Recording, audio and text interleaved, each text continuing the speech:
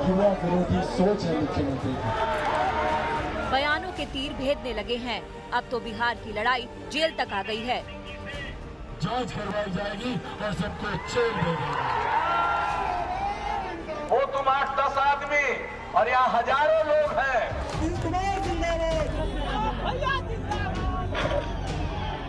खुद को मोदी का हनुमान बताने वाले चिराग एनडीए के मुख्यमंत्री उम्मीदवार को ही जेल भेजने का दम भर रहे हैं।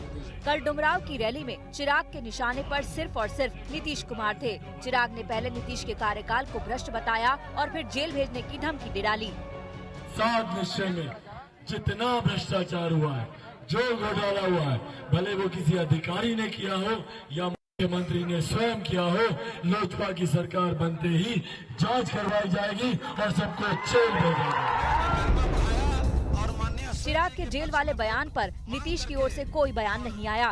वैसे भी वो चिराग को ज्यादा तवज्जो नहीं दे रहे हैं। लगातार हमले होने के बावजूद उन्होंने चिराग के खिलाफ अब तक मुंह नहीं खोला। यहाँ तक कि रामविलास पासवान को श्रद्धांजलि देने चिराग के घर भी गए। चिराग का हौसला बढ़ाया। इस बार उनकी पार्टी ने चिराग को आईना दिखाने की कोशिश जरूर की। जो बेहयाई और बेशर्मी उनके बयान में आज झलकी है, उसकी कठोरतम शब्दों में निंदा करता हूं। उन्होंने बिहार के लोकप्रिय मुख्यमंत्री नीतीश कुमार जी को सत्ता में आने के बाद गिरफ्तार किए जाने की धमकी दी है और मुझे हैरानी है, आप अगर खुद विधानसभा का चुनाव लड़ रहे होते तो शायद आप अपना खुद का चुनाव नहीं जीत पाते।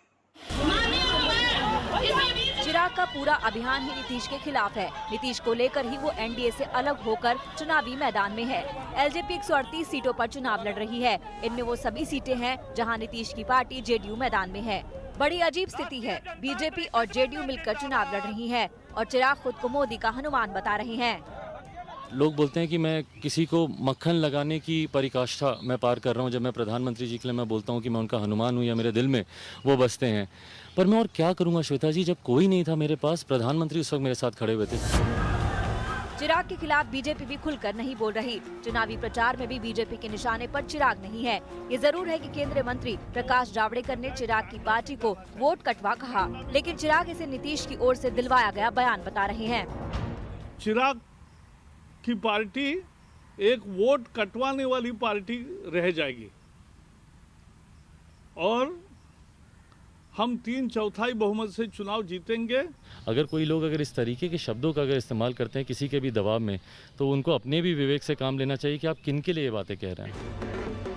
आखिर बिहार चुनाव में कौन कहां खड़ा है? कहीं चिराग के बहाने मुकाबला नीतीश बनाम ऑल तो नहीं बन गया? आखिरकार एनडीए में तो बड़े भाई की लड़ाई है। अगर चिराग की पार्टी जेडीयू का नुकसान करती है तो बीजेपी की सीटें नीतीश की पार्टी से ज्यादा होने के आसार हैं। पटना से रोहित सिंह के साथ आज तक ब्यूरो।